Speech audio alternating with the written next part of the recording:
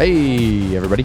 Welcome to another episode of the Mile High Game Guys board gaming podcast. I'm your host, Adrian. I'm Zach. And I'm Jeff. And we're going to talk about some weird random banter things. And then we're going to talk about some board game things. And then we're going to maybe banter about some more things. We're going to talk about some board game news. Then we're going to read an email about a board game. And then we're going to be done. And it's only going to take like 2 to 2.5 hours to do all of those things. Is this like one of those things where they tell you the whole story on like a wall or something in the background before the like movie starts? And you'd be like, oh, the whole story was right there the whole time. And I don't... This is Thor Love and Thunder, where Krieg? No, what's his friend's? No, the other, the bug blade man. Gotcha. Meek? Yeah. Did he really put the entire... on the whiteboard, whatever that plan was, it was literally the plot of the entire movie of Thor Love and Thunder. Oh, that's amazing. Yeah. Spoilers, now I know that there's a plot. I wish that movie had the had a greatest better plot. Guns N' Roses music video of all time. Maybe that's why I didn't like it. I fucking hate Guns N' Roses. Oh, Yeah, that could definitely contribute to that, yeah. Somebody said that they were sad that I disliked the movie, and that is not accurate. I did not dislike it. It just did not in any way, shape, or form live up to A, Ragnarok, or B, the hype I had for it. So I was disappointed. Wasn't mad. I didn't dislike it. Mm-hmm. Just disappointed. I'm sad. Mike Jones has referenced Chinese democracy. Sorry, Guns N' Roses. That was that was like 20 years long. Yeah, 20 years in the making, and it was trash. Yeah, okay, that sounds about right. Yeah, see, Ofer agrees. The movie was just mediocre. Yeah. Ofer, this can be our bonding moment where we finally become friends. It's like a meet cute. I didn't like you before, but now. I've always liked Ofer. He's just very mean to me. Well, rightfully so. Anyway, let's talk about board games on this board gaming podcast. Cool. Shall we? Sounds good. All right, we're going to throw back to last episode because it became readily apparent, like almost immediately after we hit stop recording last week, that Did we forget some games? Yeah. Like a bunch of games. yeah, Yes. so you guys forgot a bunch of games. So we're gonna start with a throwback to the Gen Cons and the games you played at the Gen Cons. And yes, Ofer, that was also a bonding moment. My foot bonded with a rock and then immediately unbonded in a gruesome manner. A hot tub related incident. Yeah, at Cabin Con. Yep. Come to Mile High Cabin Con and you might see Adrian lacerate his foot in the ice. snow Yeah. on ice and rocks getting out of a hot tub. Because of the heavy snowstorm in May. Yeah, that was fucking awesome. Mhm. Yeah. That made that whole convention. Come to Mile High Cabin Con. It's a bunch of fun. Anyway, talk about board games, Jeff. What games did we forget to talk about last week that you two played at Gen Con? Yay! I'm going to talk about the first game we played at Gen Con, which was Pandemic Wrath of the Lich King. Yep. We played that one. This is one that I had almost bought when it was on sale. I think at like Target for like 40% off or something like that. Yeah.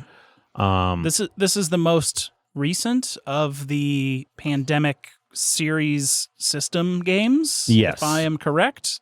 I have not heard of another one after this last one, as far as I'm aware. no, I don't think so.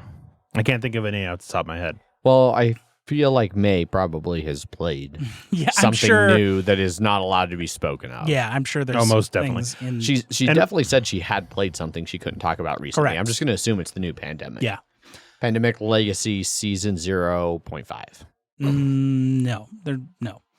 Anyways, so we played the Wrath of the Lich King, World of Warcraft, Pandemic. Yes.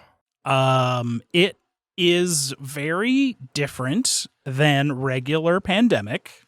I would say it feels more akin to the Reign of Cthulhu than any of the other ones. But I only And played that that one one also once, so I don't really remember how to... I know it had like 6 gods at the top or whatever that like affected the game, and you had to defeat them or whatever, and shit would move towards them and Stuff. Yeah. stuff. Yeah, The main thing for this one was it's mission based. You had 3 different quest based. Quest based rather, yeah. There are 3 different regions, and each of the region had a quest that you had to complete. And then once you did that, then you were able to do the final quest at was it Ice Crown? No, Ice Crown Citadel? Yes. Yeah, Ice Yes. Crown Citadel. Yeah. Which had a fancy like cardboard 3D thing that you built. Yep. And Zach was like, why doesn't it sit like this? And I was like, because it sits like this. And then when you complete all the quests, the Citadel opens up and you flip it over, and then you put the Lich King on the like the tower, the top part of it. What was the name of the throne? The Frozen Throne. Frozen Throne. It became the frozen throne that you would then fight, because there were all the different raids of Wrath of the Lich King. And there's a little variability there where there's 3 different bosses that you can do that all have these different effects.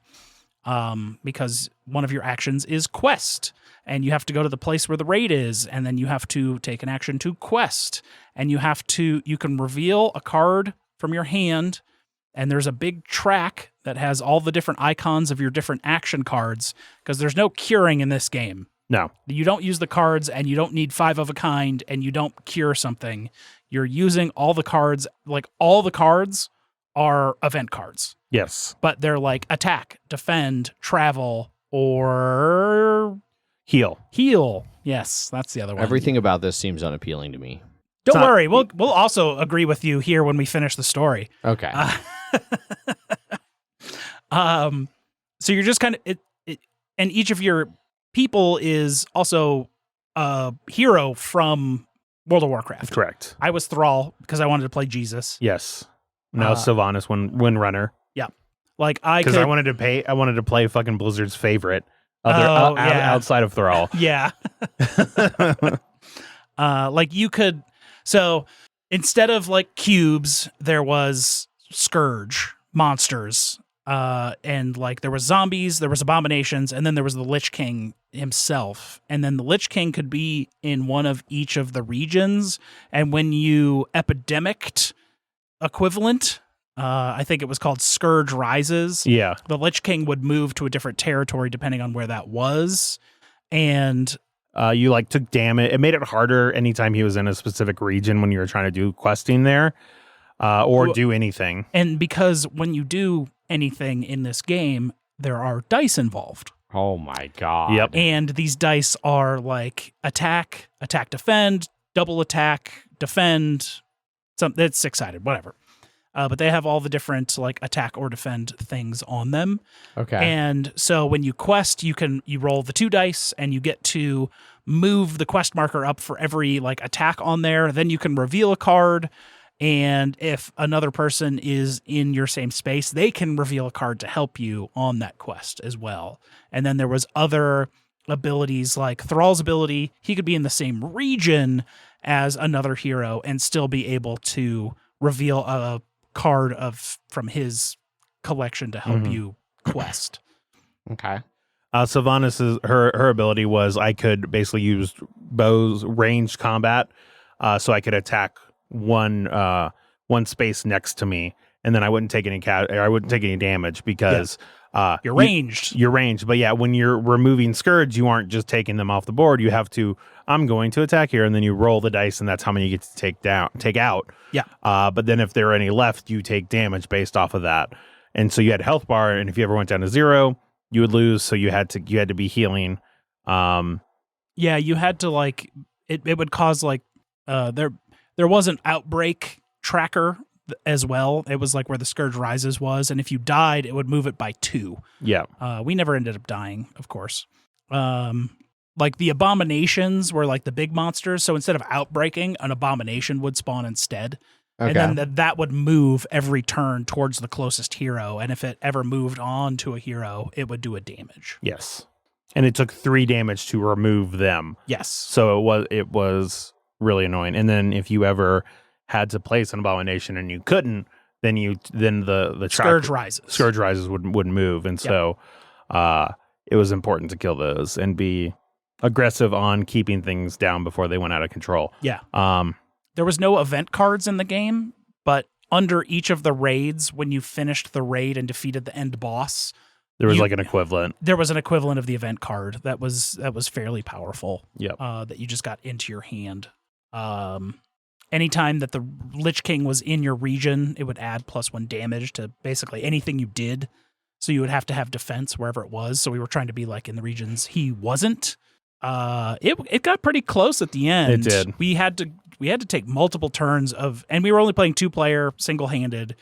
which is generally like easiest pandemic. But at the end, it was fairly challenging because we just needed to spend multiple turns just going around and killing all of the scourge from the board before we went in and did The final quest. Which I think you did out of like 4 actions. I just stood there and did the like assist thing, and you just did 4 times, and I think you had a heal or something like that. Because every time you quest, you take damage from whatever you're questing against on top of that. So, but my ability, whenever I used certain cards, I got to heal one, so I was good at protecting against that, of not needing to take heal actions. Yeah, sure. And then we defeated the Lich King. Yeah. And that was the end of the game. It was, like, it was, I don't think playing it again, I would get anything more out of it. We saw a promo at one of the booths or something somewhere. Yes. For one of the characters. Bran Bronzebeard, I think is what it was. Yeah. One of the Indiana Jones equivalents. Mm-hmm. It's not the worst one I've played. That still is Reign of Cthulhu. Yes. But it's down there. It's better than that. It's better than that, but I'm glad I didn't pick it up. So. It is also the most different Pandemic I've played. Only maybe... I would say Fall of Rome is still more different in that regard. Yeah, Fall of Rome is quite different. But this one, with the player deck being like... There's no set collection. Yeah. There's no like getting sets of things to make peace with the barbarians or whatever. It's just like I am just drawing cards because I need to use them as like action modifiers. Yeah. That's really all the cards are. Yeah, it did sort of feel like it's using the pandemic more as a name than the like a core part of the mechanics, maybe. I don't know. But when you Scourge Rises, you draw the card off the bottom of the deck and it spawns an Abomination and 3 Scourge. It had a lot of minis. It did. It had a lot of cardboard standees. It also had some strongholds that it would add into the game that were just in the player. I think it was the player deck. Yes, it was definitely the player deck.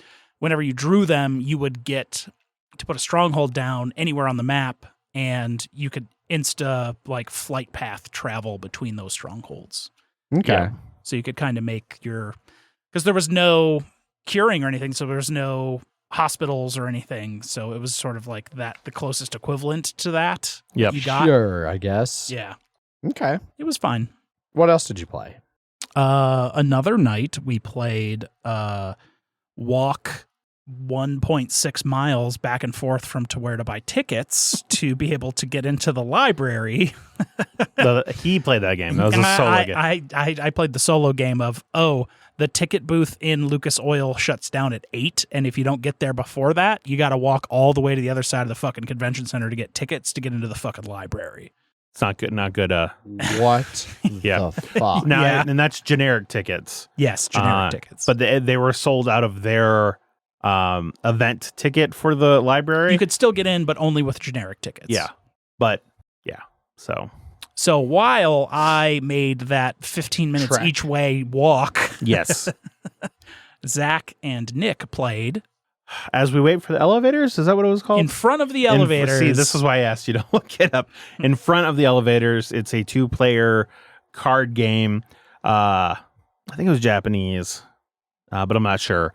But anyway, there's on your turn, basically there's 3 different elevators. It plays over 3 rounds, but you have cards. You have like 3 cards in your hand. At 2 players, there were 2 different suits that were our colors individually, because there were 5 suits in total, I believe. But on your turn, you're going to play one of these cards, and they each have a person that's like waiting for the elevator. Okay. At the department store. The department store. Yeah. Okay. Sure. I definitely got that from the theme that it was a department store. Yeah. But each of the cards has a person on them, and there's a key that basically shows how everybody wants to cut in front of a particular type of person when they're in the line for the elevator. Mm-hmm. So like the boy wants, and I'm probably misremembering these, but it's basically like mom cuts in after dad's. Yes. Grandpa's butt in front of girls. Yep. Everyone is skipping in line. Yeah. They do kind of show on the cards who they want to get in front of. Yes.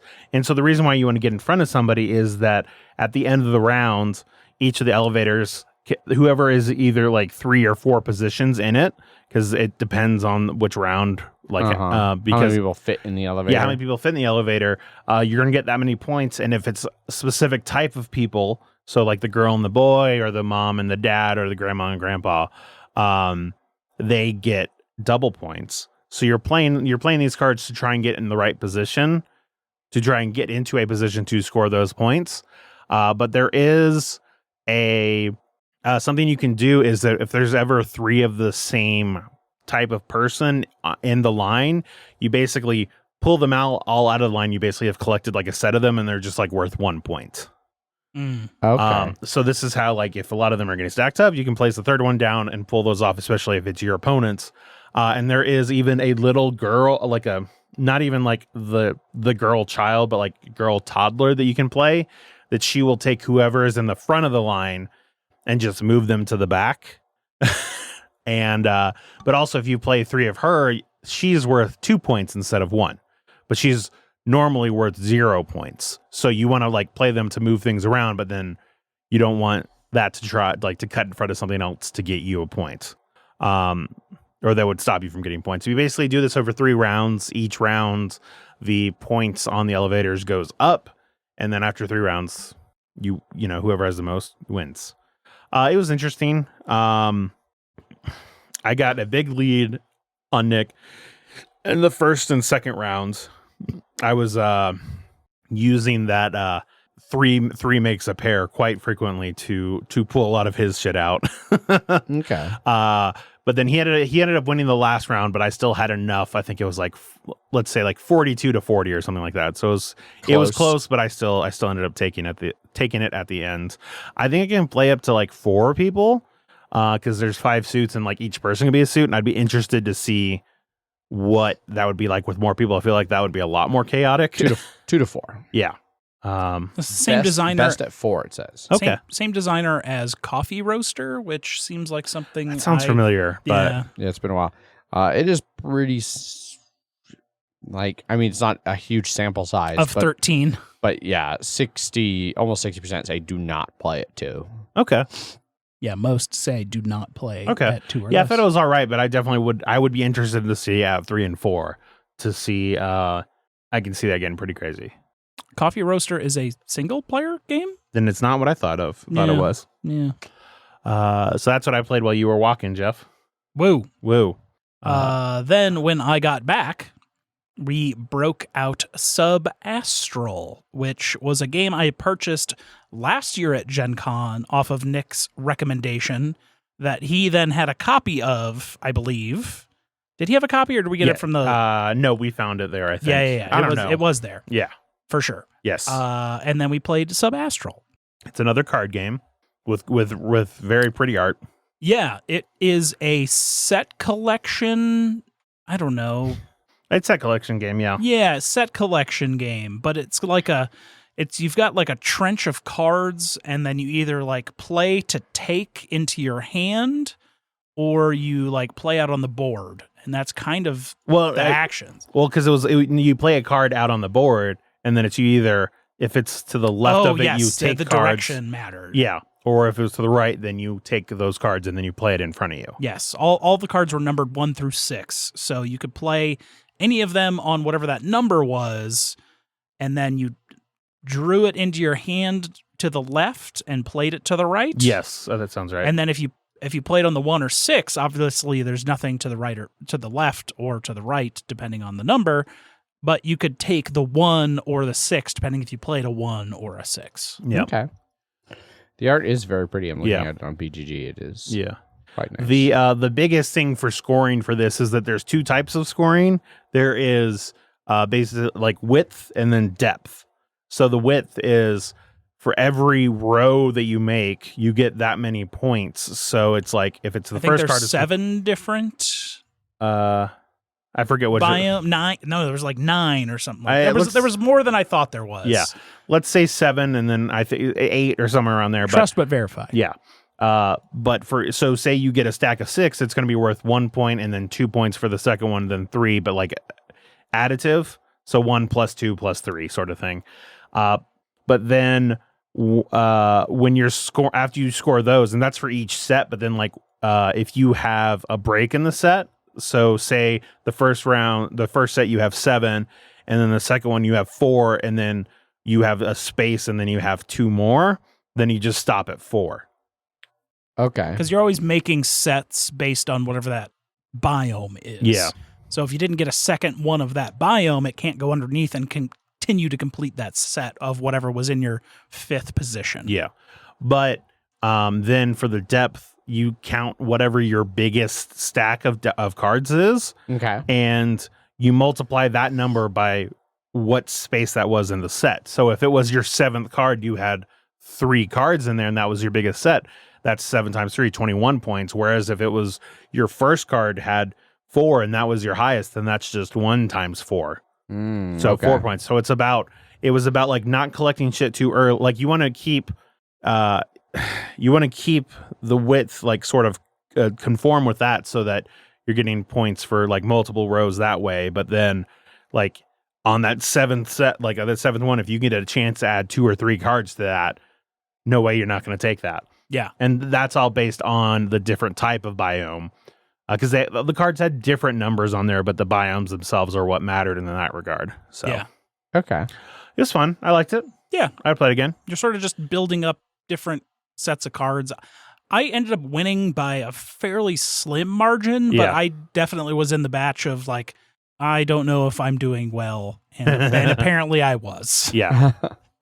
That's always a pleasant turn of events. Yes, it is. Yeah, it was just kind of like, I don't know, play cards and make these with a bunch of sets. And I just had a bunch of points for these high sets. Yeah, you had the high, like the depth ones of like, I think you had like 3 of a kind, because you count your first and your second one, and like of high steps, and it was those were your and higher. I had a bunch of tied for my second largest, so you took the lowest or something like that. Yeah.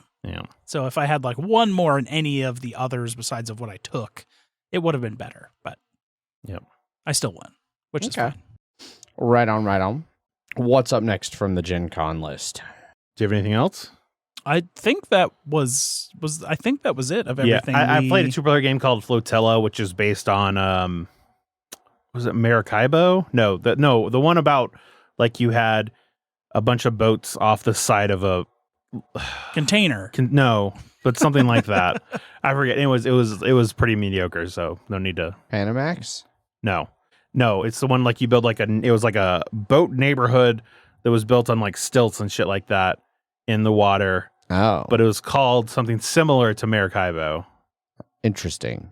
I don't know. Yeah. Yeah, look up Flotilla. Was it just called Flotilla? No, it is, but it's based in the universe of something. Oh, yeah, I don't know. There's no way to know unless it's by the same designer. Anyway, moving on. Reavers of Midgard by the designer of. Yes, no. Anyway, but that's all we played at Gen Con. Okay. For now. Next week, who knows? And then we almost played Meeple Towers because we thought it was bullshit dexterity thing, but then it ended up being like heavier stuff, and we were just like, we're not interested in this. Nah, we don't want to do this. This is not what we want to do. Yep. Gotcha. And then I brought over like Betrayal 3rd edition. Yeah. And that's what we played instead. Yeah. Okay. And it was better. Right on. Yep. Gen Con complete. Gen Con complete. No one can ever tell us we didn't talk about every single thing we did at Gen Con. I'm sure somebody will think of something. I hope, fingers crossed. I played this week 2 different I played games 2 different occasions. I did game night. Got there a little bit later than I would have liked to. Ended up playing Flotilla's the game that the 2-player one is like in that world. Okay. But I don't remember what the 2-player one was called. Great. Cool. But it was in the world of Flotilla. That's why it stuck with me. Splendor Duel. They're both in the same Splendor universe. Yeah. So Yokohama Duel, Seven Wonders Duel. They're all in the same universes with each other. Sure enough is. Caverna Cave versus Cave. Right there. Yeah, absolutely. Just smaller caves. Still never played it. It's okay. Anyhow, so at game night, I played Eat the Delicious Food from the Food Truck because holy shit, is that food truck really good. I can never remember the name, but I like their food a lot. Oh, was this Strange, right? Yes. It's always that same one. Yes. Mm-hmm. Was it quesadilla?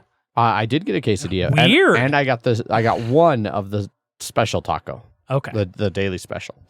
But then after I'd finished eating, we decided to play Cat in the Box, which is Schrodinger's trick-taking game.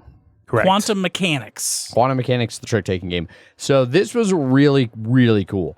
I am still, spoiler alert for my kind of review of it, I am unsure whether the shtick will wear off. Like, I don't see it having quite the longevity of like a lot of casual trick-taking games like a Euchre's or Spades, or even some of the more like card game-based I can ones. already say no, it won't. It's not going to have that because there's a quickness there that really helps with that. This one is not a quick game. But I could see myself wanting to play this somewhat frequently with gaps between.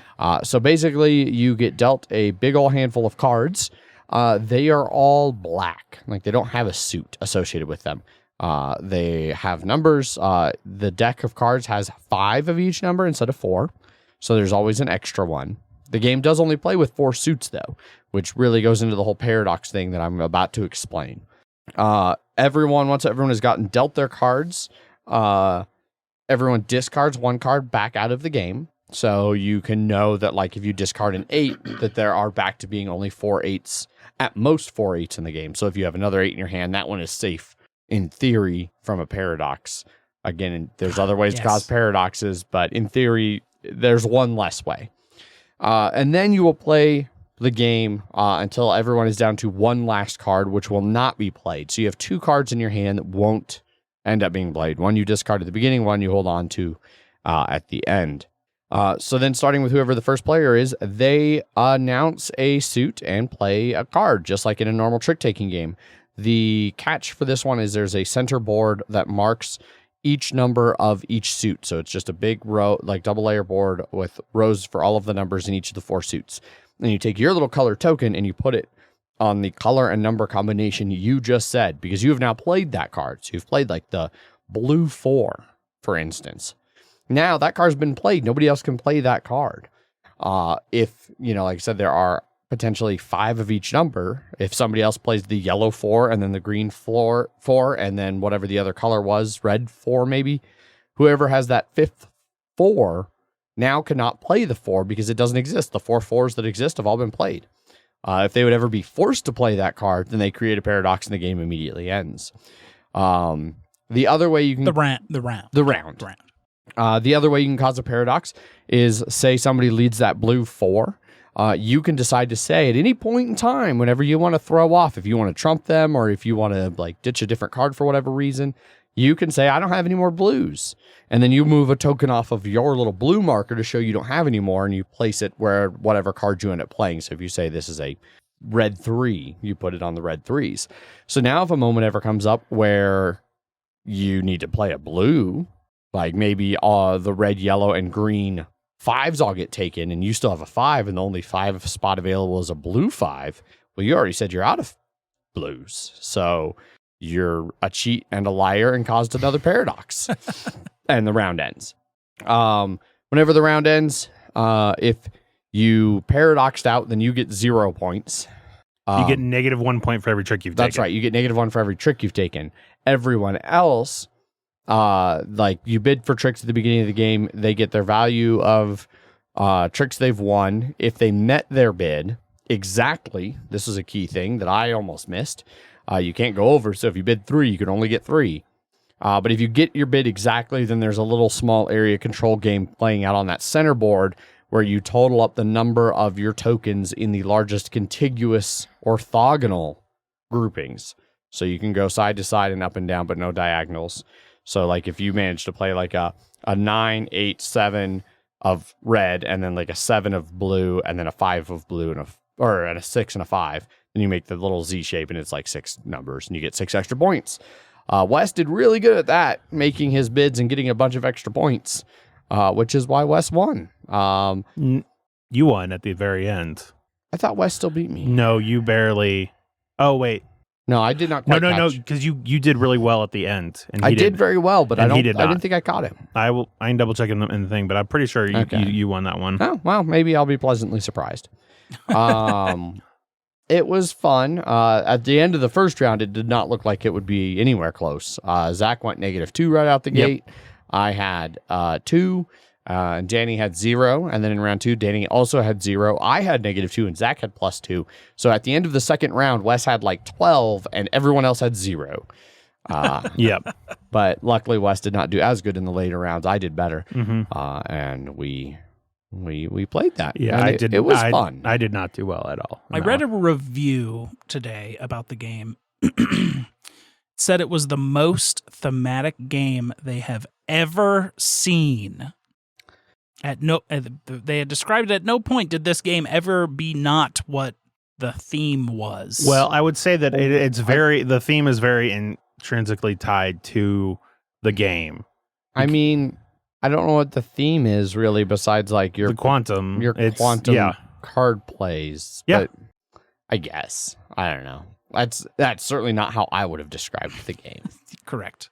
At all. But I did enjoy it, and I would happily play it again. It is going to be one you're going to be caught in a weird niche. You know, like you're going to lose anybody who doesn't like a trick-taking game. They're not going to want to play it because it is at its heart a trick-taking game. I mean, it is, but I think there's less, as someone that generally does not like trick-taking games, it seems like there's less of, I have this blue 4. I need to make sure I play this blue 4 at exactly the right time. But if I have a 4 that I can play as any color, I can see what needs to happen, when it needs to happen, and how it needs to happen, because they all just kind of come out and all that information is available. I don't have to you don't have to remember it. I don't have to remember what everyone's in their fucking hands or drawing or what was in the tricks, because it's all out there. I mean, that is a fair point, is that you know when like all of the highest cards have been taken, or you know what the current highest available trump card always is,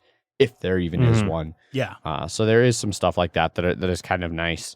And it's not like, why didn't you, like in the crew, it's like, well, why didn't you play this card when you needed to complete this mission? And it was like, why didn't you know that card was in their hand because they played that card instead of whatever card and it was like, I don't know brain function like trick taking. So no, I didn't know that. Fair enough. Yeah. I still think that I feel like if you play it, you're still going to be like, there's enough of a trick-taking game in here. I don't think you'll like it, to be honest. We'll see. I'll happily play it with you and find out, Jeff. We'll fuck around and find out. But I do think you're going to tend to lose people who don't like trick-taking games. I think you're going to lose a lot of people who really like trick-taking games for what you said at the beginning, Zach. The real simplistic, like, euchre doesn't take much thought. Like, you can sit and just chat and play euchre idly. You cannot do this as well idly. I wouldn't say it's as bad as, but maybe within the same ballpark of like, oh, this game has poker in it. If you love poker, you'll love this. Yeah. It's not as bad as that, but there's definitely you need to make sure people approach it in the right direction. Yeah. I think it's got a fairly limited scope. But I enjoyed it. It was firmly in my wheelhouse. It also helps that like I'm a big nerd, and Schrodinger's quantum cat trick-taking game mechanics. Worked perfect. What's the play time on this? I think we played an hour. So when we played it with 4 people, it was for 4 rounds. I think it's 3 rounds with 3 people, 5 rounds with 5 people, probably. I would say like 30 to 45 minutes at most. Okay. Yeah. Especially once you know how to play it, like. It will go quicker. Yeah, because it does have a lot of weird things that hasn't really been done in a trick-taking game before. No. Oh, for sure. Yeah, especially early on, like, and it was one of those, like, I completely in that first round neglected for my first, like, 4 hands, the area control thing. I was just playing, like, whatever would win me the tricks I needed to win to get to my 3.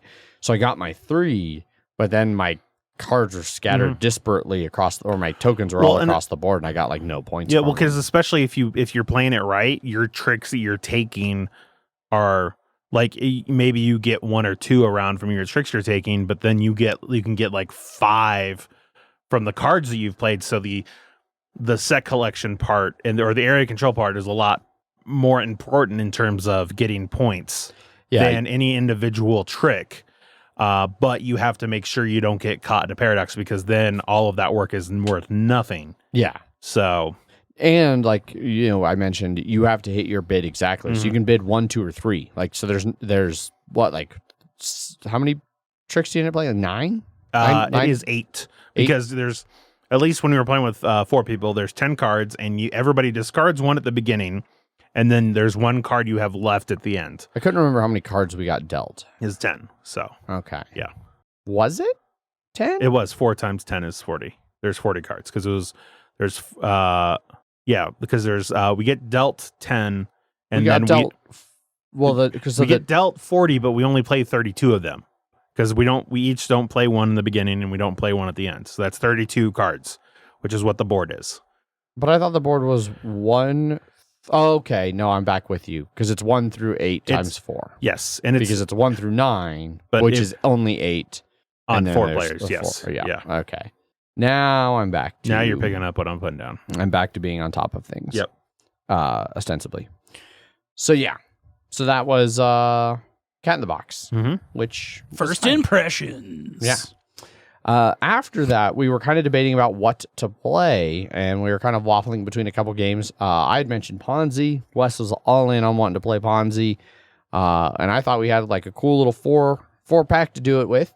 We ended up getting a 5th person who kind of wanted to join, so we did a 5-player game. 2 people were new, and it was Ponzi scheme. Yeah. It took a little bit longer with the new players than I normally would have loved for Ponzi.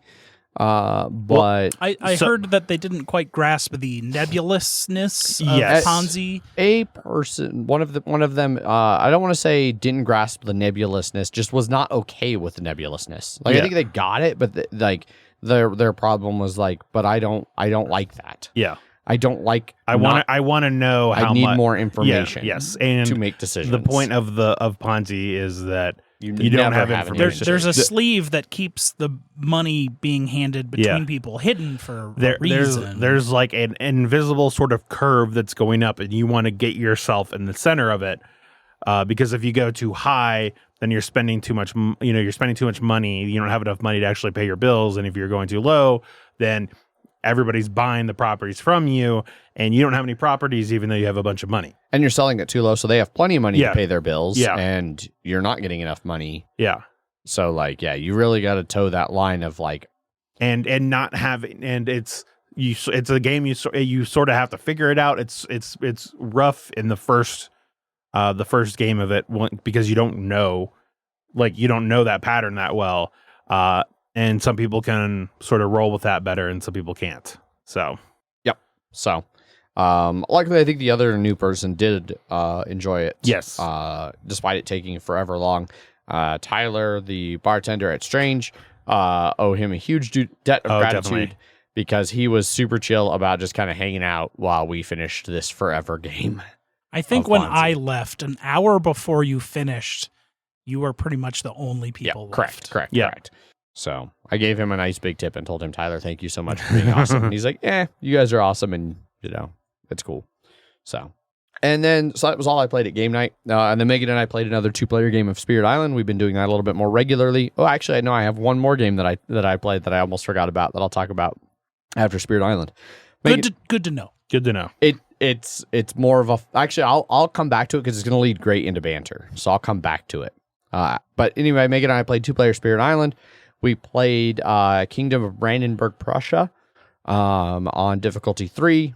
We've decided we're going to beat everybody at 3, then we're going to do everybody at 4, then 5, then 6. Is 6 the highest? Indeed it is. Okay. I think 5 is the printed highest, and then there's like 6 is technically not in the rule book. Yeah. Okay. And so I'm not sure what counts as 6. I'll have to bug Paul and Eric when it comes to time. Because I think they have beaten every combination at 6. Indeed, they have beaten every adversary at level 6. Yeah. But now they have to beat every adversary with every combination of every spirit at 6. Yeah, which that seems insane. That seems like a platinum trophy to me. Like, Megan and I were reading a little bit about like stuff that it talks about like once you start getting to like 4, 5, and 6, like especially 5 and 6, like you really have to be picking spirits that like Specific ones. Yeah, because like some of them, like the one we were playing, it takes out a bunch of cards out of the invader deck, so the invader deck is much faster. So like if you're playing a really slow gaining spirit, you're gonna get fucked. Yeah. We did okay throughout pretty much the whole game. We just Remind me which level? Level 3. 3. Okay. We were lagging behind to the point that like we became significantly concerned towards that. We were like, shit, there's like 3 more cards, and as soon as like you would draw an invader card and you can't, the game's over. Just like a bunch of games. You go through the deck, and once the deck's gone, you're too bad. So you're like, well, shit, there's like only 3 turns left. We are nowhere near eliminating all of the cities, so our only chance is to get 4 fear cards in the next 3 turns. And then it became rapidly apparent that we were going to get that. Like we had like 2 really big turns from both of us that generated a shit ton of fear. And then we were able to throw up enough defense that like the Dahan fought back and killed a bunch more invaders, which generated even more fear. And it was like, all right, we're going to be okay. So we ended up winning on the penultimate round, which was nice. That's good. So we have now beaten 2 of the, I think, 5, maybe 6 adversaries on level 3. So we're moving through them until the next backer kit. Yes, kick crowdfunding. Which luckily the backer kit's not live. No, it is so not. we'll have to be live. I will have to spend the money on it, and then I will have to wait potentially a year or more for it to deliver. There's only 5 adversaries with the 2 expansions. It's that now. That's surprising. I think it's only something like that. It might be 6 or 7. I don't know. It's not many because there's adversaries and scenarios, and you can mix and match those to get like different combinations. But I don't think there's a ton of adversaries. Okay. I don't know. Somebody will correct me. I'm sure. Well, it's not me. Trust but verify. That's why I asked. We'll get Paul in the chat. I will actually have to make Megan back it on backer kit because we just did all of our prenup stuff yesterday, and like the last bit of the prenup was like going through and like, are there any board games that if we broke up you would care about deeply like as your game? And she was like, Spirit Island is mine. And I was like, oh, you came right out of the gate swinging. Kicked me right in the dick on the first game. Son of a bitch. Rip it off, throw it in the jungle. She was like, yeah, you came home with like the 1 expansion and the big neoprene mat, and you said that they were a gift for me. And I was like, well, shit, I've got to stop calling my expensive impulse buys gifts if that's going to just it's immediately a gift to yourself. Yes, yeah. Well, see, but then she would have criticized me for an expensive impulse purchase. But if it's a gift for her, then she's like, oh, well, thank you. You're so thoughtful. Well, it's lose-lose, I think, on that one. That is indeed what I learned. Valuable lesson to learn before getting married. I got this for us. This is ours. Yeah. But yeah, so that's it. You got it for Jester. There and you then go. whoever Jester is worth the dots. There was no resolution in the prenup about Jester. Oof. That one was one that we both decided that we don't expect to get like split up. We've been together a decade. She still wants to marry me after being with me for a decade, which is goddamn win for me. Yeah, could you imagine? I've been sitting in this room with you for 6 years. Almost a decade. Yeah. And every single time we stop, it's just, oh, thank God. Oh, fucking over. Done. Yeah, you guys get to go home at the end of the night after spending hours with me in the room. You just get to stay where you were. Yeah, Megan just has to go to bed with me. I know. So anyway, the agreement the agreement for the prenup was that like if the split up happens, we'll just have to have some kind of, that's what the attorneys will be forced to figure out. Just Jester. Everything else is taken care of legally ahead of time. We'll sort out Jester at the time. Mm-hmm.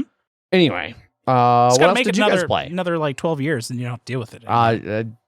If we're lucky, 12 years. She's the breeds that she are. It's like probably 8. Okay. Realistically, wow. it's probably only 8 more years. She's 4 already. Wow, man. Yeah. Time flies. It does. Oh, dogs live too short. Jeff, what games did you play? I also had a little mini game night of Second Chance. Played a little Second Chance. Okay. I was hanging out with a friend that had never really played board games or anything, and it was like, hey, this is something that, can you color in boxes based on shapes? Yes. And then I dominated. Not really. It was quite close, but I got a second chance that was like the 2x1, and then I got a second chance that was the 1x1, and 100% completed my fucking board. Nice. Yeah. I was just like, sorry. It's a good feeling. Adrian. Pumpkin beers should come out of the freezer. Pumpkin beers. Yes. Thank you. I brought pumpkin beer. And yeah, I got 100%. Well, I think it was only my second 100% on second chance. The other being like one of those game lounge game nights, I think, where I was just like, yep, these are all.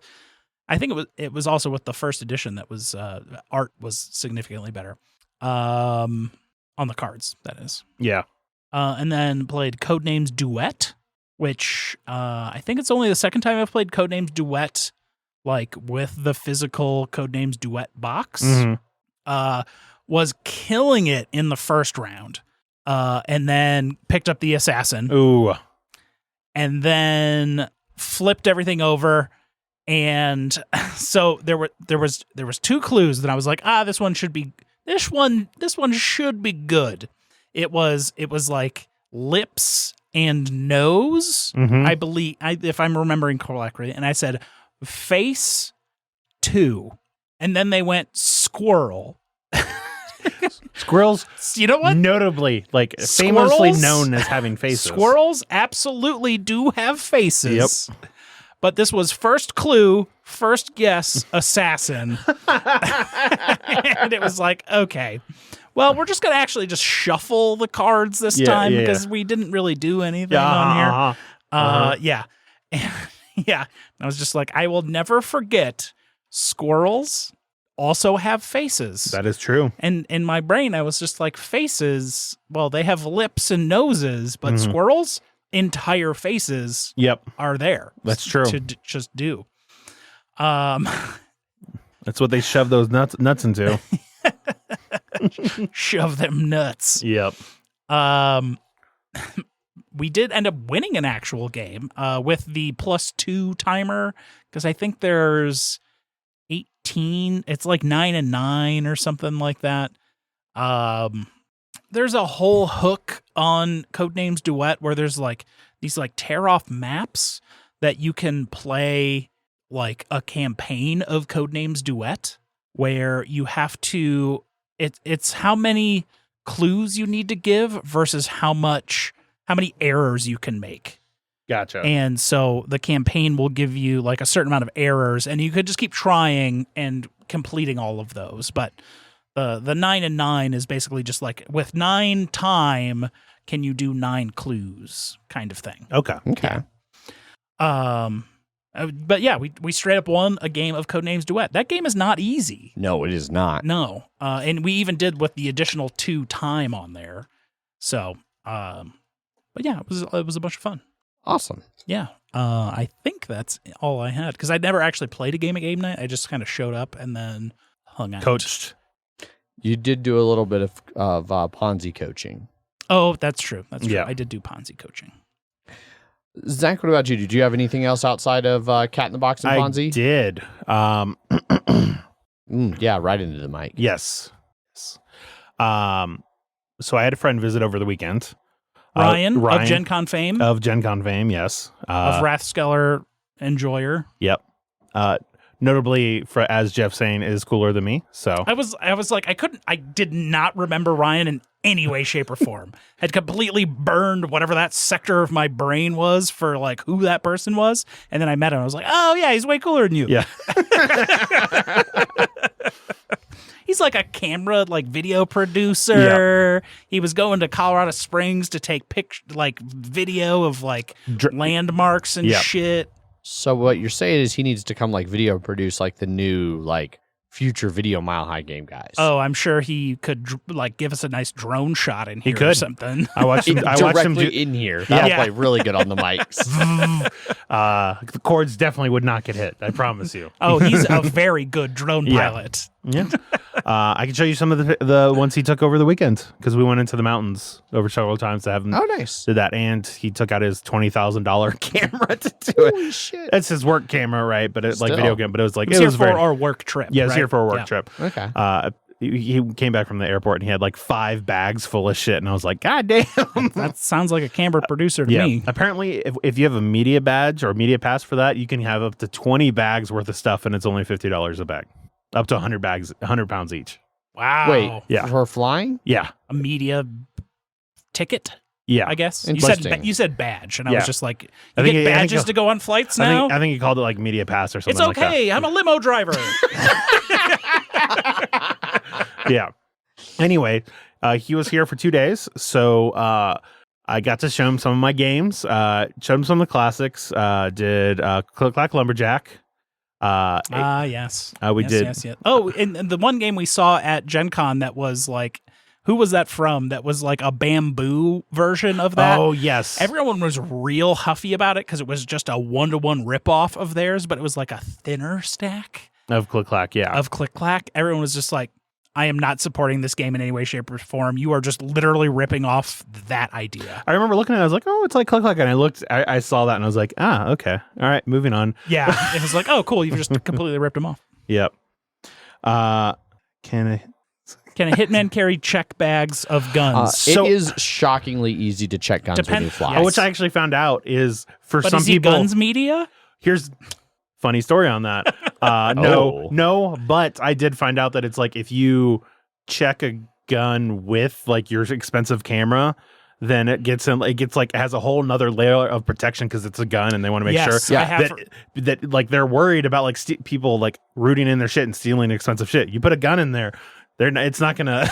It gets an extra layer. It's actually like a legit thing that like I've seen in photography because I follow like a bunch of photography like stuff on Reddit and stuff, and like professional photographers with tens of thousands of dollars worth of equipment will often buy a cheap like $100 handgun that they won't keep any ammo for, but they fly with it, and you get to like unlock it to show like when you do the check-in and go through that, and then you gotta lock it with like not the shitty TSA lock, but your real super lock. They like fucking tape it up and shit, and then they give it back to you. So it's like, oh damn. I have heard a starter pistol for races also works for that. Nice. As well. Yes. So, just claim that you're a video camera and you're using your expensive cache of guns to protect as my dad was a wedding photographer, that's just a story I remember hearing about. Yeah.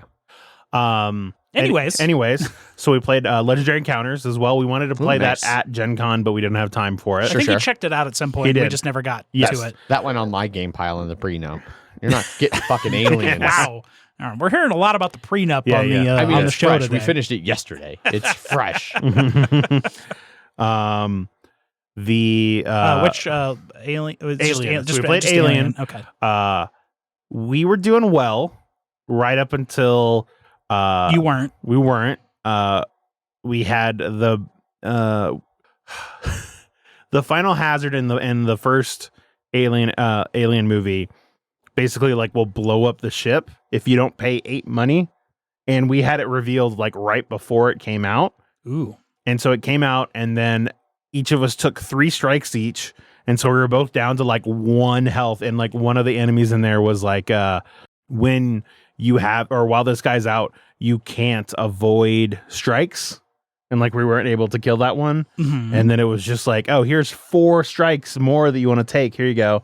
And it was just, he died, and then I died very quickly because there's a lot of like double strike enemies and things in there. Yeah, it was not well. Because Did not go well. Did not go well. We had a lot of events that were like, the problem is that we had so the second objective in that one is like closing the ventilation shafts.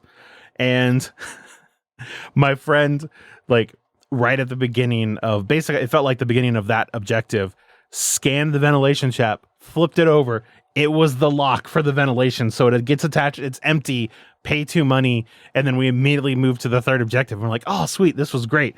But the problem with that is that what happens with an event in the third objective is you take that leftmost card and you put it right in that combat zone. Yep. You just kind of pump it in. So, and he was the scanner guy, and so he just multiple times scan, boom, fuck, event. But he had a lot of fun with that.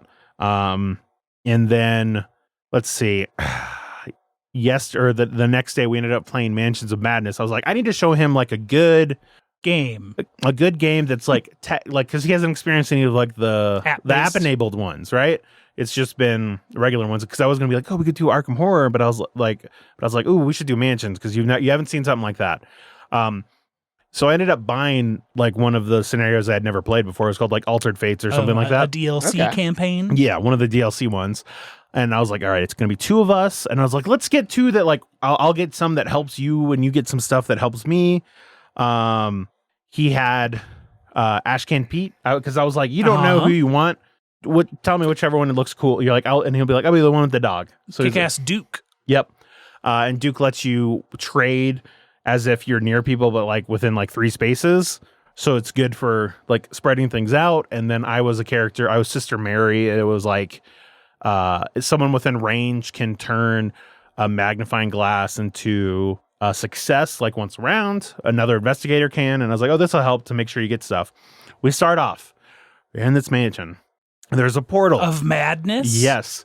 There's a portal there.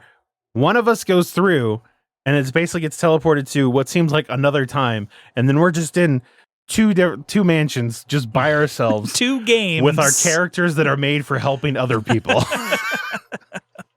And what was funny is that I had like, I just had like, a hired gun would show up. He went through the portal. I stayed where I was like, oh, there's a hired gun. There's just another guy that pops up. He has fucking feathered serpents and all of these fucking crazy monsters. And that's from constant. The last expansion? The feathered serpent The thing? feathered serpent is, yeah.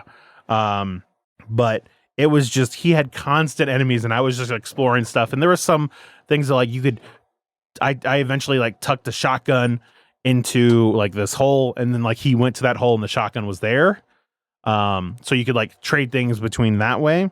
But it was, he just had like the worst time because his rolls were just garbage. Yeah, that sucks. And he just kept getting attacked. His entire turn every single time was, I'm going to try and attack this guy.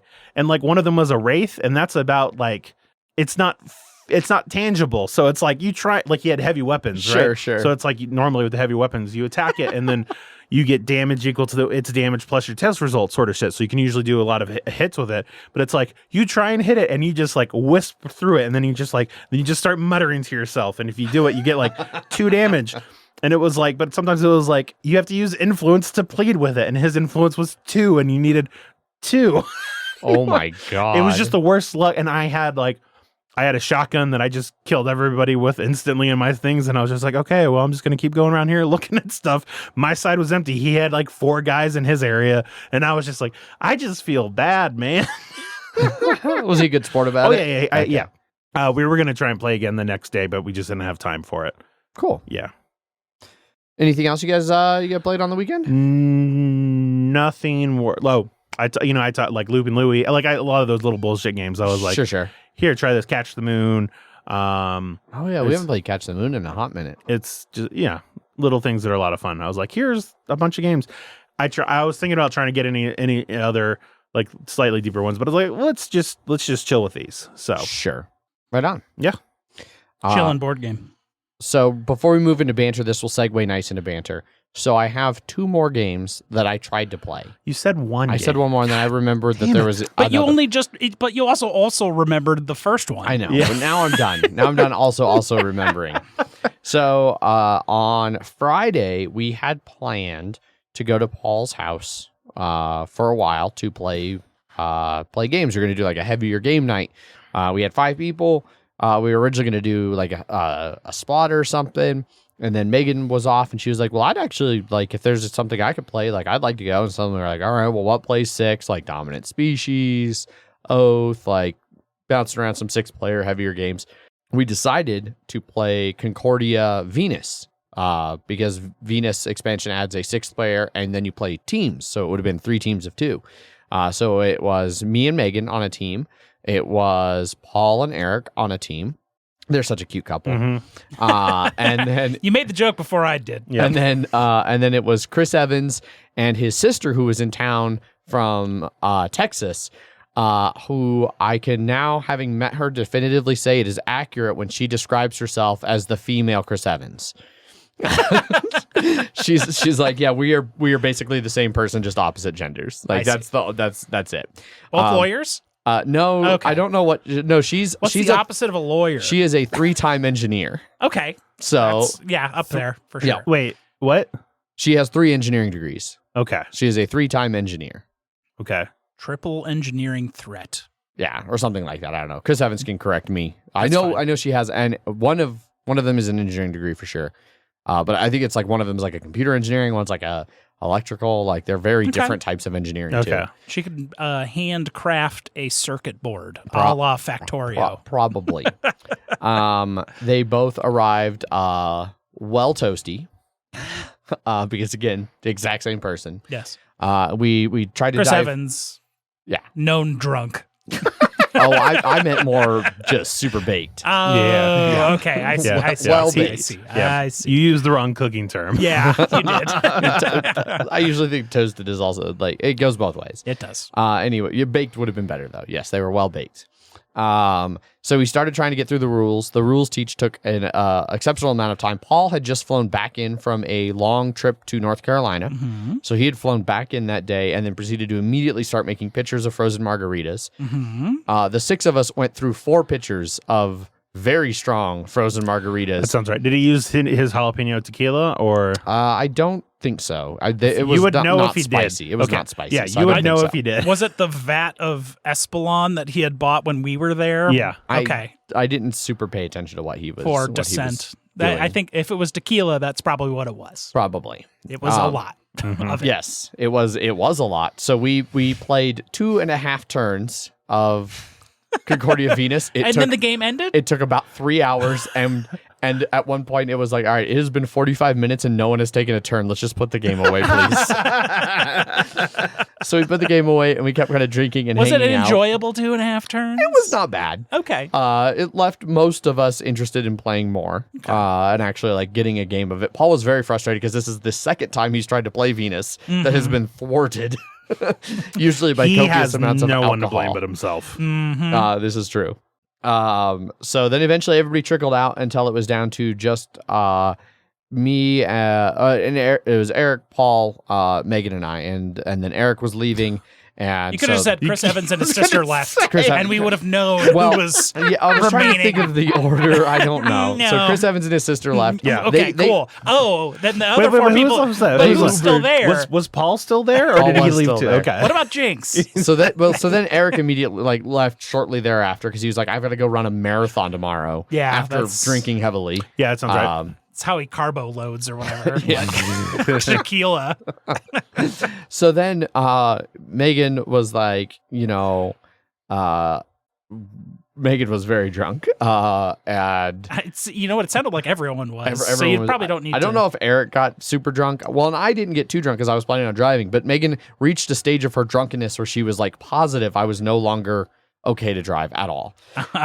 And so I was like, okay, well, would it make you feel better if like we play a game for like another hour or so, like so I can sober up?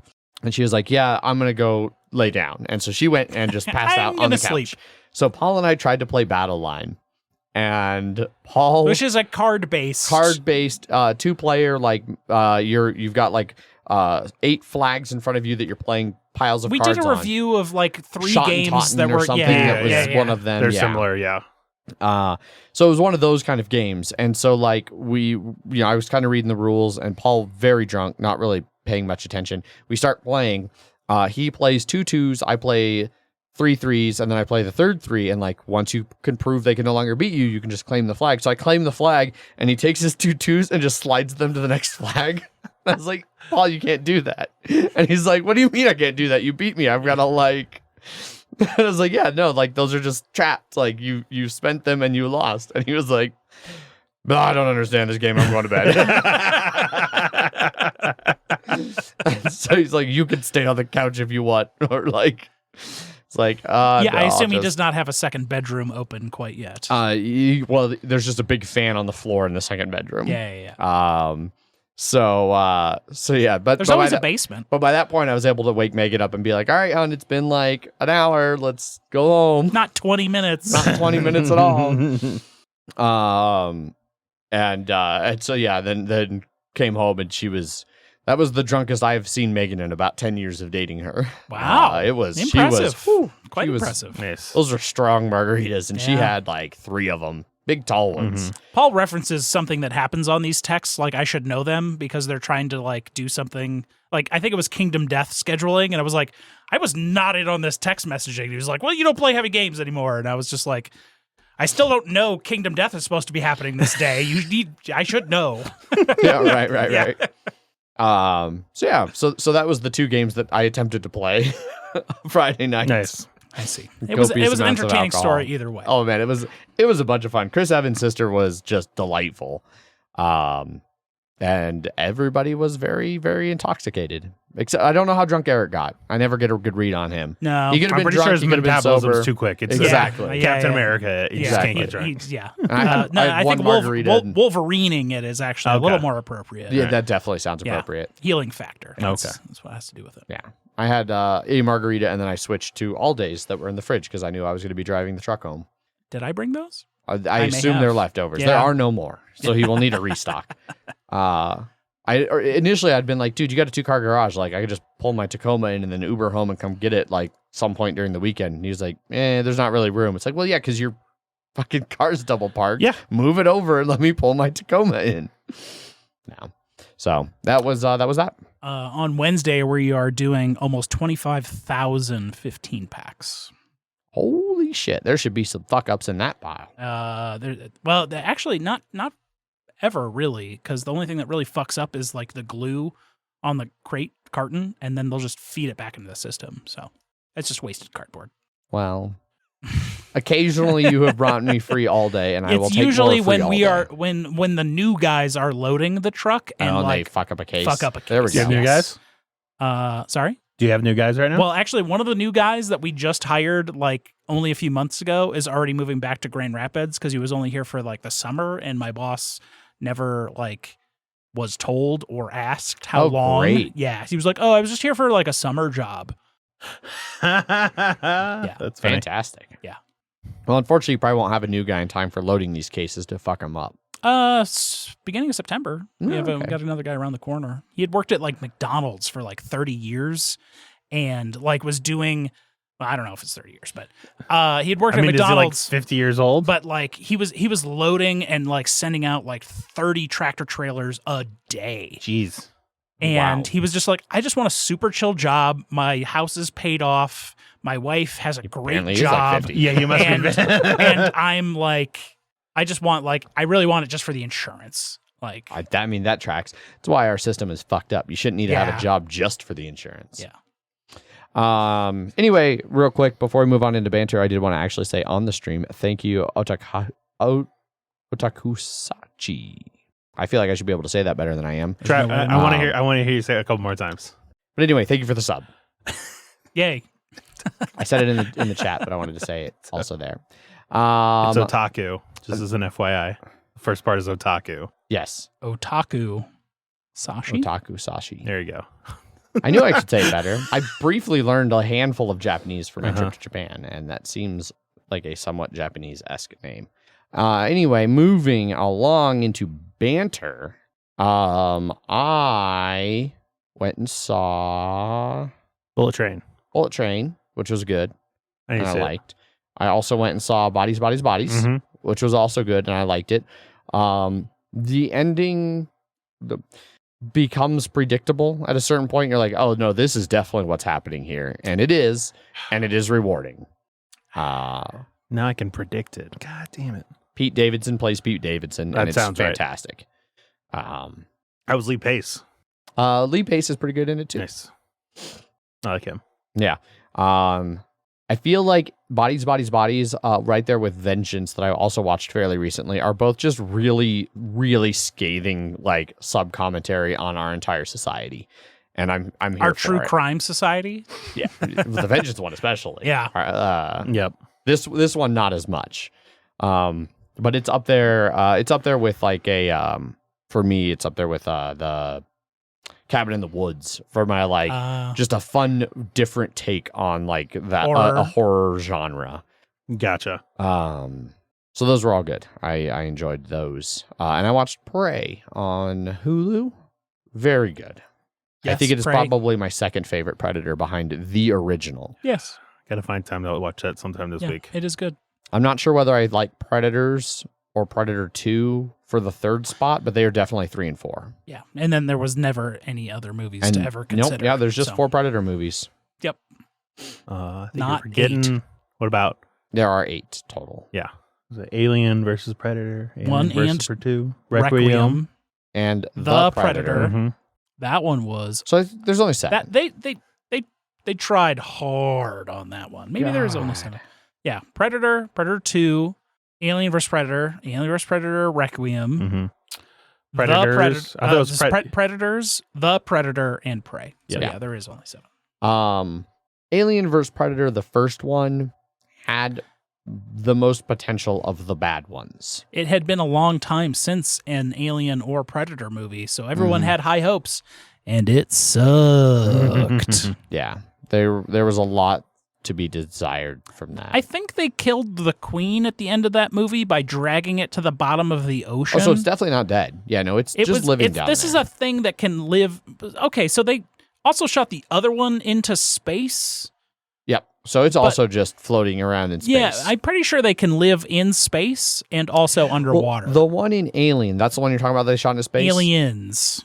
Yeah, Aliens. Oh yeah, that queen. No, I think that queen does somehow get as she goes out the airlock, is seen like going into the blast of the engine, but maybe not. Oh, maybe. I know that's the case in Alien. Yes, That one from she- the escape pod. Yeah, Yes. she forces it out into the engines. Yeah. But yeah. Anyways, That's my movie update. Other bantery things, I don't have a lot. have you been rewatching the Orville since We- it's hit Disney Plus? No, because we got Hulu for Prey, so we've been rewatching it on Hulu. Nice. Are you rewatching the first 2 seasons or? Yes. Okay. Yeah. So we're doing a full rewatch. Megan's watching that right now. I How far assume are that's you? why you asked. It was the episode where they find the planet that only comes around every like Skip 700 time. years or whatever. Yeah. Well, that's unfortunate. Is it the space or the horror part? That's a valid question. There's no way to know. Also, catching up on What We Do in the Shadows. Nice. The new season. Yeah, which Just is new season I watched the fantastic. first 3 or 4 episodes. Yeah. And then I'll wait for a chunk. I've caught up on Primal, which is the Samurai Jack creator's impronounceable last name, dude. It's a new series. It's in season 2. It's more non-episodic, where like story is carrying on since the finale of the first season. Mm-hmm. But it's also turning into more of a anthology series where the most recent episode is like Charles Darwin era of him trying to explain like what being primal is and his like theory of evolution, of where if there's enough pressure on your life, you kind of revert back.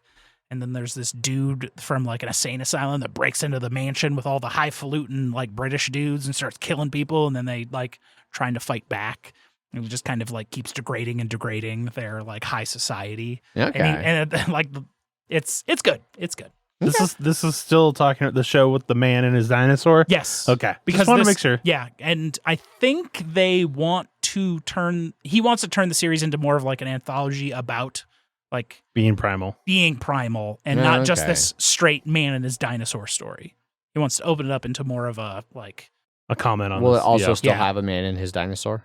yeah, and I think that would probably be the like fun episodes you get every once in a while, like, ooh, yay, we get the like story we care about, and then there's all these other interesting stories on the way. Weird. Yeah. There's only so many stories you can tell about a man and his dinosaur. That's what I was thinking. Yeah. Shoehorning him in constantly seems. Sometimes you get a young Charles Darwin fighting an insane asylum man with sharp teeth murdering people. I guess you Yeah. get that sometimes. Yeah. Indeed. Eating people, really. Real quick. Have Yes. either of you seen Nathan for You? No. Yes. Okay. Poop ice cream. Yeah. Did you like it? I literally only watched the poop ice cream, Okay. All right. but it was enjoyable. Okay. The rehearsal. Yes. I have intentionally not watched Nathan for You because every trailer I've seen of it makes me want to punch myself. It is a genre of comedy that is not for everyone. Yeah. Yeah. It's totally something that could, it doesn't work, but the rehearsal has been amazing and I am enjoying. It's about him making people do things they do in their day-to-day lives, but trying to like act Well, it's, like it. No. So, basically the conceit is, somebody is having a problem with like something. And so he just comes on as like, hey, I will help you like rehearse what like the thing that you're trying to solve. So like the first one is about this guy basically sort of said to his friends that he had like a college degree and he didn't. and they're like all like very smart people. And then so he's like, I want to confess to them that I actually don't have a degree, but I don't want them to think bad about me. And like it'd been like 3 years, so he had like built it up to this thing, and he's like, okay, well, we can meticulously rehearse every single like be super minute detail on every single fucking thing to help you do this. And Nathan Fielder just has this way of comedy that's just crazy, but it is I don't even know a good way to describe it other than it is very enjoyable, but it is ruthless, and it's cringing, and it's cringe sometimes. Yeah, because it's just dealing with people. Cringe. But it's like the people are the things that are it is. I think cringe humor might be my least favorite type of humor. It's I don't like cringe at all. Like I've barely Big watched hater of Tim and Eric. Oh, I can't stand it. No, most Adult Swim stuff is just not for me. The Primal is Adult Swim series I as know. well. I don't think I would like Primal. It's good. I might give it a shot. There are exceptions. It's very silent, like because they don't talk, like, but they roar at each other. I don't know. They're Neanderthals. Sure. Yeah. I don't have a lot else for banter. Do you guys have anything else? I played through the entirety of Cult of the Lamb over the weekend. What is that? It's a roguelike management sim where you have a cult of like on one side it's roguelike, but on the other side it's management sim. I'm like, I don't know. It's kind of like you do runs where you have like a path between like various like combat things where you go through rooms, kind of like Binding of Isaac, but much smaller. And then you go to other rooms where you get like a new follower, or you can get resources, and then at the end you fight a boss. And then like if you defeat the boss, it becomes like a follower that was like a possessed like whatever creature. And then you just kind of keep doing that over and over through like 4 different bosses, because the 5th boss is the one that saved you from being killed by the original 4 bosses, because you're the last lamb in the land. And if they kill the last lamb, they could never free the dude that they imprisoned away for all eternity. So, and then you have to go back and fight all the other bosses to free that dude that was locked up forever. But it's also, you're managing a cult, and you can do like rituals and sacrifices and farming. And have you played that are you playing that on your Steam Deck? PC. Okay. Just PC. Yeah. Okay. Yeah. It was neat. It's not too long. It's enjoyable. I hope they do some New Game Plus stuff. Gotcha. Because once you beat the game, that's it. You're like, well, not much here. I can just kind of continue to achievement hunt now and make my like management, but I have no reason to like go through the combat stuff again, except to get more resources, I guess. Sure. Cult of the Lamb was good though. Cool. I enjoyed it. Solid. Nice. 8. Perfect. Yeah.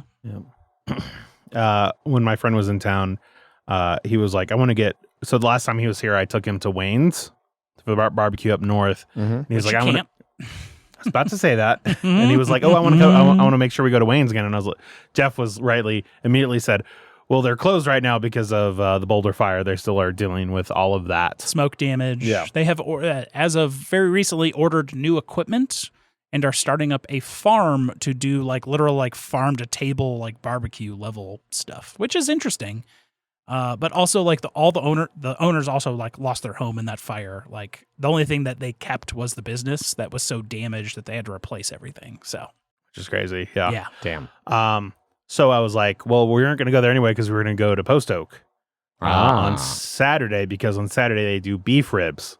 And we went there on Saturday and got a fucking 2-pound beef rib. Holy shit. Holy That's a mother big of beef God. rib. It was expensive. It was like $60. Holy shit. Beef ribs are usually stupid expensive. But oh my God, it's fucking delicious. One beef rib of Yes. 2 pounds was $60. Yes. That's a hefty. I mean, price. it was still probably like a pound of meat. Yeah. Yeah, totally. At least, yeah. And we both split it, got some sides and stuff like that, and it was definitely felt fucking full. What after animal did this beef? Was it one rib that was 2 pounds? Yes. Or was it 2 pounds? No, pound. No, it was one. It was one singular rib. that hefty. Yes. Yeah, dude, beef ribs are. That as soon as you try, as soon as you're like, let me touch it, it just like falls off the bone, and you're like, oh yes. Okay. Yeah, that's how the beef ribs were Yeah. at Terry Black's down in Dallas. Yeah. Definitely think I prefer Terry Black's to the other place. In Pecan Dallas. Lodge. Pecan Yeah, that's what I've Lodge. heard. I've seen some other people say that too, so I do want to try that at some point. Maybe But it'd have to be BGG going- in a future year. Maybe, I don't know. Depends on how Texas does things. I agree. Yeah. I hold out hope that maybe all of this after Kansas, I have hope that maybe the world will wake up. Yeah. Well, America will wake up. Mm. Enough people in America will wake up. I don't know. We'll see. Yeah. That's basically yeah. Well, then that wraps up all of our banters, and we can do some quick news and then some listener feedback, and then get out of here. Yes. Let all of you go back to your lives. And you can go upstairs and go to sleep. Probably. First up on the news is First up on news, the Cthulhu Wars people are like, hey, I guess we're just gonna not fulfill all these Kickstarters, and the next one's gonna help fulfill the next Kickstarter we have. yeah. So this is just like an absolute fucking shit show. So Petersen Games, like Jeff said, who did Cthulhu Wars, currently has like 8 fucking unfulfilled Kickstarter projects. Most all of them are years overdue. They did a video where they basically said that their plan at this point is to focus on the 4th reprint of Cthulhu Wars, because they have huge industry orders trying to get them out to. They have millions of dollars of retailer pre-orders, but Yeah. they don't get paid for those pre-orders until they actually give them the game. Yeah, until they get to the distributors. So they've got to like get everything to distributors so they can get paid for the game. So they're leveraging everything up. Like, it's one of those things like they talk about at one point, I guess in the video, he mentions that he like cashed out some of his retirement, which somebody in the comments of the Reddit post that Jeff found for this brings up the point of like, well, that's usually such a, like 99% of the time cashing out your retirement early is such an egregiously bad financial move that really all this does is solidify that he is not financially smart. Yeah. And they're saying like they got like a 10-year plan to get these out, which, you know, 8 games on a 10-year plan, like yikes. Of things that should already have been out, yeah. That people pledged for to be out within year one, 2, yeah. two of them. Yeah, so, you know, like, depending on which game you backed of theirs, you might be waiting, like, a fucking decade, plus however long you've waited for. What is People this, are Kingdom rightfully- Death Monster? People are, like, rightfully fucking God. livid. Kingdom Death is, 5 years. yeah. I do like the top comment on the Reddit thread. Quote, Sandy Petersen has said that without Kickstarter, these games could never exist. Well, it sounds like they don't exist anyway. Yep. Yes. Was Ponzi scheme from these people? No. No. That was TMG. Okay. Yeah. No, it just seems like they're running a bad Ponzi scheme. Oh, I see. It feels like they say this story feels like a retheme of Ponzi scheme. Yeah. Yes, Okay. yes. Somebody made that comment on Yeah. there, which is also great. And somebody talked about like retheming Ponzi to be like a bad Kickstarter company, just leveraging Yeah. new Kickstarters Yep. to pay for old. At one point, Kickstarter did have a one unfulfilled project at a time rule, which I don't feel that's around anymore. Yeah, it doesn't seem like that's... But that was a thing for a while because they were like canceling people's projects that had not fulfilled. Yes. One project at a time, Ofer, not one project per year. They're anticipating it taking a decade. Unless you're just like quoting one of the other comments on the Kickstarter, because like somebody literally made that comment on the Reddit thread. I don't know. We'll see if these ever exist. Seems Yeah. after this news, it's just going to be like, it's going to drop. Yeah. Well, and apparently somebody said that they made a similar video thing like a year ago. This was like a little bit more detailed, but not a year's worth of like trying to solve this problem worth of an update. And I mean, I could be wrong. The world has made me sad and wrong before, but I cannot imagine that they could possibly get another Kickstarter to actually fulfill. Yeah. Like, I can't imagine people would back another Kickstarter of theirs right now. Yeah. But again, like I said, the world has made me sad and wrong before. So yeah, Petersen Games in trouble. Last up. Speaking of being in trouble, the Board Game Geek Marketplace is shutting down forever. Yeah, in like a week. Yeah. Basically, September 1st, they're shutting down the Geek Market, the classic Geek Market, and then the new like beta Geek Market they launched fairly recently will be shutting down shortly thereafter. Yeah, information on the market's going to remain available through September 30th, so that outstanding orders can be fulfilled. After September 30th, market pages will no longer be accessible. There's also what happened with current unpaid sellers' commissions? It's always been an honor system, so good luck. Yeah, basically, just like if they good luck. Here's a link. Hope you don't get fucked, I guess.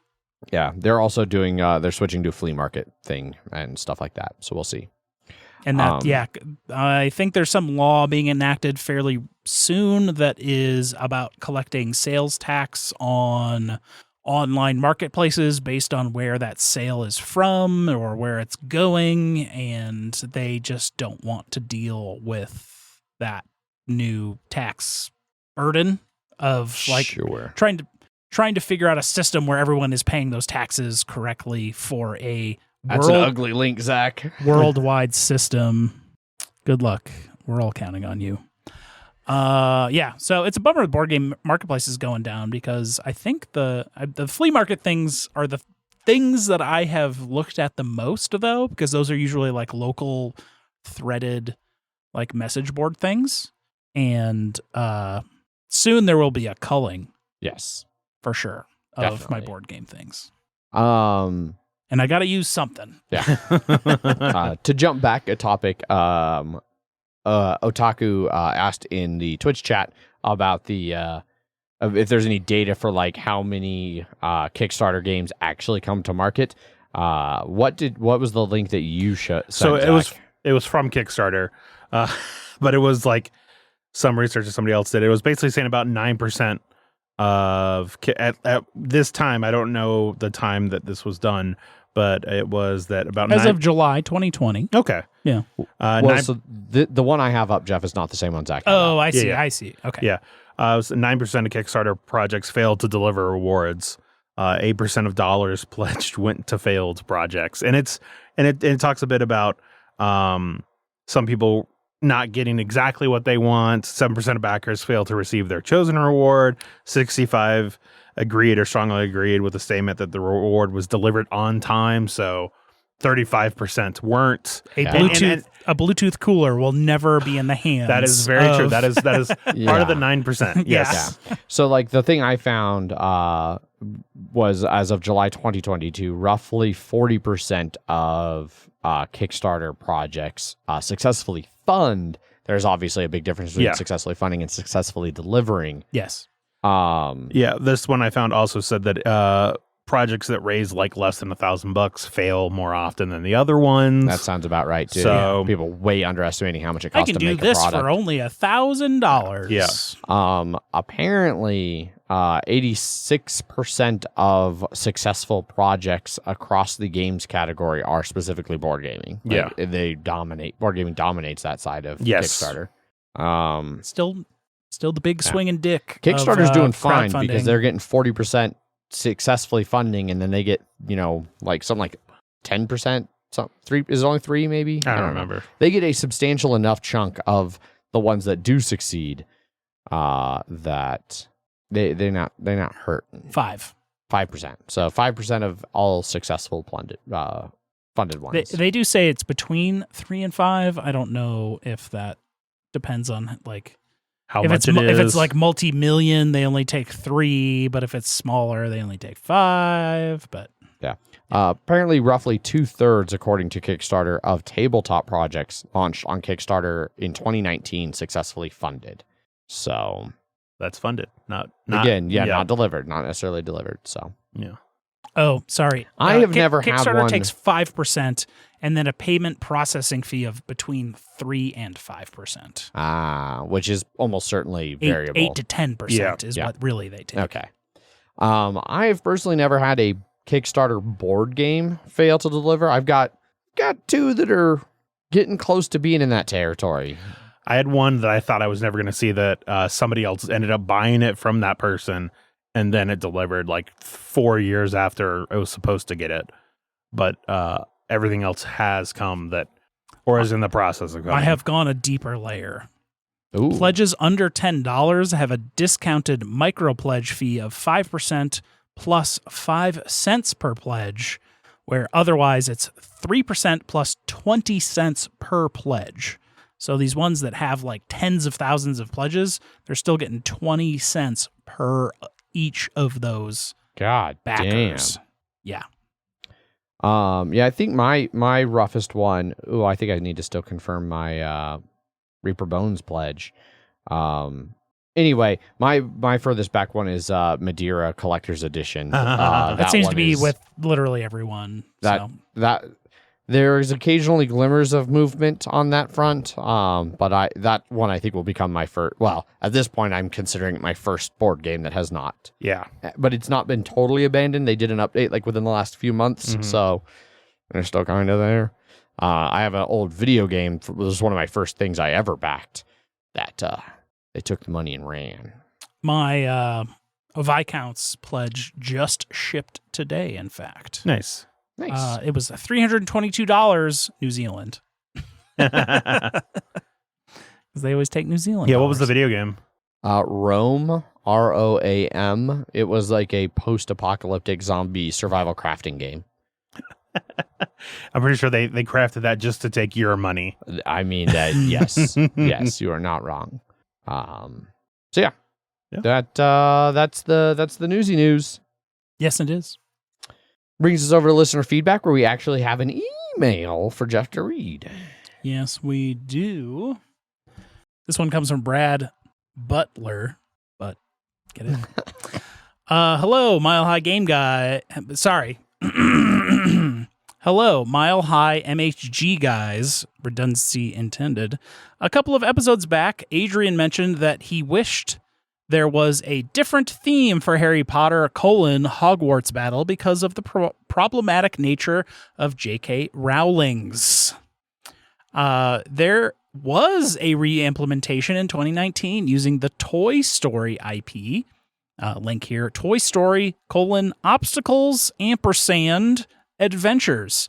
It hasn't had the expansion support of Hogwarts Battle, but there is a different theme out there for the same system. Just a thought I would share. Keep up the quality work. Sorry, I thought you... Quality work? Quantity work. He did say quantity. Quantity. Just thought I would share. Keep up the quantity of work. Yes. No, never quality, only quantity. Yeah. That is... I mean, Toy Story isn't the theme I was especially looking for. What I was dreaming of a theme that I would like, but I do appreciate that there is a theme that is just not shitting on the Harry Toy Story Potter. movies. Can you believe this guy? Not what I said. I'm pretty sure that's exactly what you said. They definitely should have stopped making them after like Toy Story 3. Hey, though. 4 was totally fine. Yeah, 4 was fine. Yeah. It was I fine, enjoyed but it. it didn't need to exist. No, No. none of them after the first one really needed to that exist. I actually definitely agree with. Most sequels don't need to exist, except to money, please. But we live in capitalism, all right? Yeah. So Yes. if we have to live in capitalism, I want my Toy Story 4.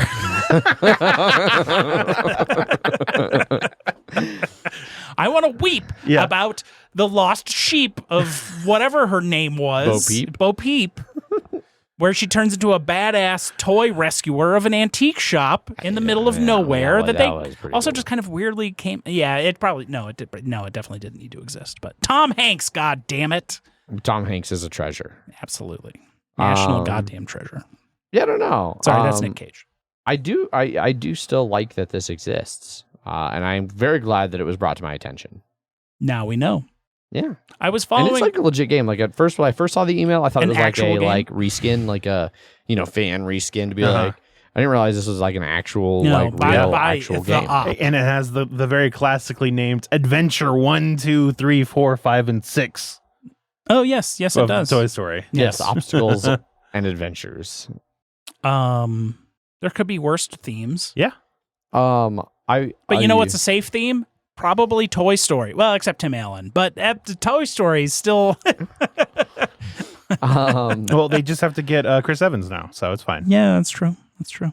He was Buzz Lightyear. He was Lightyear. He was playing Buzz Lightyear in Lightyear. The titular Lightyear. Yes, which I have yet to see. It was It's right. on the Disney Plus now, so I can just it's watch worth it. watching. Okay. Yeah. I was watching the entirety of season 1 of 2 of the Orville this weekend while I played Cult of the Lamb. So, it was not as goofy as I remembered the humor being, but season 3 is still like the best fucking season so far. For sure. Yeah. For sure. That's it for fan feedback. Oh. That is indeed it for listener feedback, fan feedback. I like fan feedback. It's got the alliteration. That's why I used it. I know. I can't believe we never used it before. I'm positive I have used fan feedback multiple times. Maybe. If you wanted to get a hold of us your own self, there are a multitude of ways to do so. You can send us an email. Emails at milehighgameguys.com. You can find us over on Twitter, where I tune under at MHGameGuys. Zach_MHGG. Jeff_MHGG. And by far the best way to find us is to open up that podcast app that you're using, find the show notes, find the link to the Slack channel, and join the Slack channel. Join the Slack channel. I was going to say the fucking Slack channel, and then I don't know why I decided I didn't want to. But you're then a it was already fucking like coward. halfway But then out. you did it anyways. Yeah. Join the Slack channel. It's a bunch of fun. It is where all of the conversations about all of the things happen. Correct. And It's our main engagement zone. you can be like Ofer, and I can convince you to buy Rock and Stone, a.k.a. Deep Rock Galactic, and then never play with you ever again. But we have a So. video games channel where you can find multiple other people playing. Deep Rock Galactic and other At any games of that nature. Yes.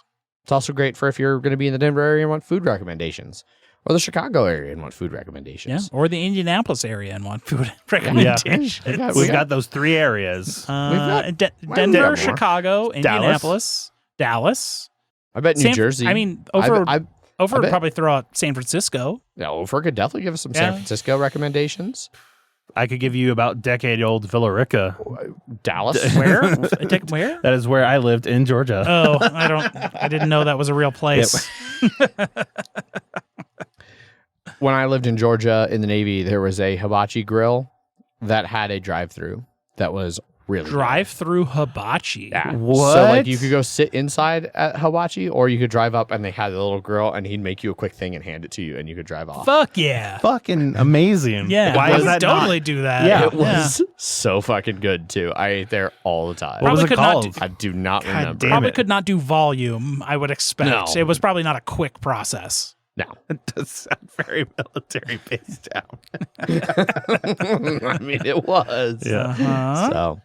So that's it for this week's episode.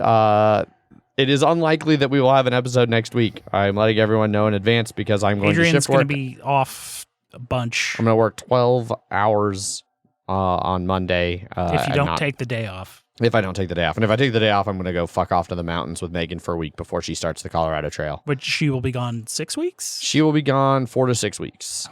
Yeah. So I'd been saying 6 to 8. So if you'd heard 6 to 8 before, that was incorrect. She laughed at me when I said that. She's like, no, it's like 4 to 6. You Right. fool. You fool. Idiot. Fucking loser. Yeah. Also, I signed on the prenup that I can call you an idiot whenever I want. Mhm. I am not doing the Colorado Trail because I have a job. Megan quit hers. Also, She demoted hers? Yeah, because she didn't really Yeah. quit. She Yeah. changed to a very as-needed basis. And for much more money. Yeah, like a 30% pay bump. Yeah.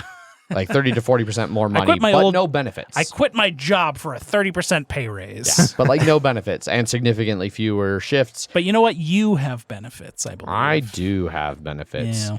Also, I mean, I wish that we were in a financial position where we could both quit our jobs over. That would be the dream. Did you try Unfortunately, winning? I spent $50,000 on a new truck last month, so that's not going to Truckosaurus. happen. Yeah.